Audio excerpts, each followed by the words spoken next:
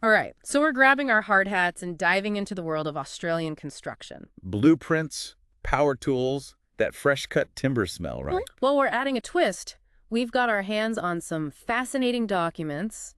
The CPCCC 501 time unit. This isn't about laying bricks.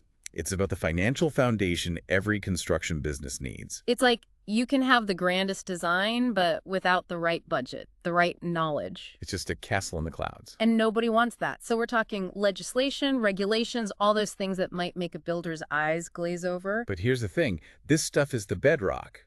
Get it right, and you're not just building a business, you're building a fortress. All right, break it down for us. Legislation versus regulation sounds like a lawyer's riddle. Think of it like this: legislation is the big picture, the laws passed by Parliament that govern the entire industry, like the Competition Consumer Act 2010. Okay, so that's the overarching law of the land. But how does that trickle down to the day-to-day of, say, building a house? That's where those regulations come in. They're the nitty-gritty details, the specific rules and standards. Think building codes for safety and quality. Hmm. Like under that same act. The Australian Consumer Law, it sets out guarantees you're obligated to provide. So it's not enough to just build a beautiful home. It's got to meet those standards. No cutting corners. Which makes sense. We're talking about people's homes, their biggest investments. Exactly. And the consequences of getting it wrong can be huge.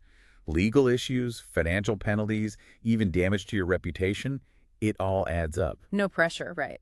Speaking of which, let's talk about licenses and registrations. It's not just a piece of paper, is it? Not at all. Think of them as your credentials. ABNs, sure, but it goes deeper.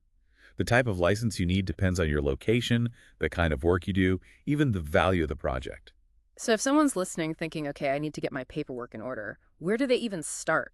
The Australian Business License and Information Service, or ABLIS, is a great resource. It's like a matchmaking service for your business and its legal requirements. I like it. But let's get down to brass tacks. How about a real-world example? Let's talk building in bushfire-prone areas. Okay, imagine this. You're tasked with building a dream home. Stunning views, surrounded by nature, but it's in a high-risk bushfire zone. First thing that comes to mind, fire extinguishers. What else am I missing? Her safety is critical, but it goes way beyond that. We're talking fire-resistant materials, ember attack systems, even specific landscaping. So you're not just building a house, you're creating a defensible space, a fortress against the elements. And that, my friend, requires specialized knowledge. And it impacts your costs, your timelines, everything. It's like those hidden fees that pop up online. Not what you want when you're trying to run a business. Exactly. And that's just one example of why understanding these operational requirements is so crucial. It's not about ticking boxes. It's about making informed decisions that protect your business and your clients. So we're talking about building a business that's like financially bulletproof. Where do we even start with that? Well, it all comes down to understanding your financials, right? Okay, makes sense. But for folks who love blueprints more than balance sheets. It's got to start with revenue. Where's the money coming from? Obviously, building projects are key, but you don't want to put all your eggs in one basket. So branching out, what does that look like for a busy builder? Think about service offerings, like smaller jobs, maintenance, repairs, even landscaping. Those can provide a steadier income stream. Right, because those big projects, they come and go. This is like having a side hustle, but it's all part of the business. Exactly. And then there's passive income. Got some equipment sitting idle, rent it out. Smart. But whether it's a major project or a quick repair, we got to know what we're spending, right? How do you even begin to calculate costs in construction when every job is different? That's where having a system for project costing comes in. And it's more than just adding up the price of lumber. Break it down for me. You've got your direct costs, right? Yeah. The stuff directly tied to the job materials, labor, and those other essential construction costs. Materials, that's pretty straightforward. I'd imagine the bricks, the mortar, all that. Right. And labor, that's everyone from the folks on the ground to the project manager, even those specialist subcontractors you bring in. Makes sense. But what about those other costs? Give me an example. Permits, site security, waste removal, even those portable toilets.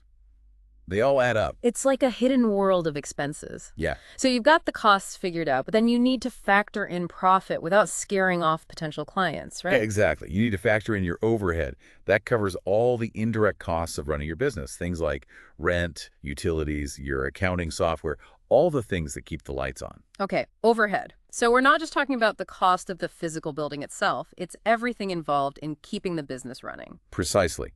And you have to find that sweet spot, a markup that covers those costs and gives you a decent profit margin without being too high that you're priced out. It's a balancing act for sure. Transparency is probably key, right? So clients understand where the price is coming from. Absolutely. Building trust is crucial in this business. Yeah. Now let's talk about a topic that often causes confusion: progress payments. Ooh, yeah, I've heard about those. Why are they so important, especially for larger projects? Because they help keep the cash flowing throughout the project. Instead of waiting till the end for payment, you invoice at different stages of completion. So it's like milestones along the way. How are those stages usually structured, though? So we've got our payment schedule sorted, but what about those unexpected bumps in the road? Every project has its challenges, right? Absolutely. Yeah. And just like you wouldn't build a house without considering the weather, you can't build a business without understanding financial risks. Okay, so let's talk risk assessment. What are some of the biggest threats to a construction business's bottom line? Well, there are four main categories to keep in mind: liquidity risk, credit risk, interest rate risk, and foreign exchange risk. Liquidity risk that sounds a bit like running out of cash. It can be, yeah. Imagine you've got materials on order, workers to pay, but suddenly there's a delay in payment from a client or a major expense pops up. That's liquidity risk. So how do you protect yourself? Because those situations sound pretty stressful. Cash flow management is key. Having a realistic budget, forecasting expenses, and maybe even setting up a contingency fund. Like a rainy day fund, but for your business. Exactly. Now, credit risk is a big one in construction. It's the risk of not getting paid for the work you do. Sadly, I've heard those stories.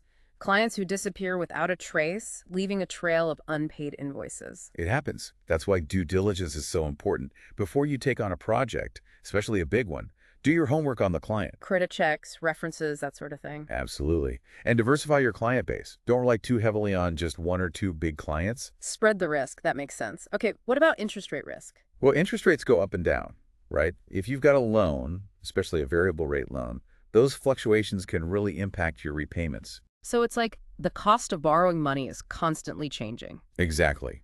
Stay informed about interest rate trends, maybe even think about fixing your interest rate for some peace of mind. Proactive planning, I like it. Now, foreign exchange risk, that feels a bit irrelevant to local builders, isn't it? You'd be surprised. Even if you're not importing materials directly, a change in the Australian dollar can impact the price of supplies. Ah, because those suppliers, they might be importing stuff? Precisely. So even local builders need to be aware of what's happening in the global economy. It's all connected. Well, we've covered a lot of ground today, from the nitty-gritty of regulations to the complexities of financial risk. Any final thoughts for our listeners? Those brave souls navigating the world of construction. Building a successful business is a marathon, not a sprint. It's about making smart decisions, staying informed, and always being prepared for whatever challenges come your way. Words to build by. That wraps up our deep dive into the world of Australian construction. Until next time, stay safe, stay savvy, and keep building those dreams.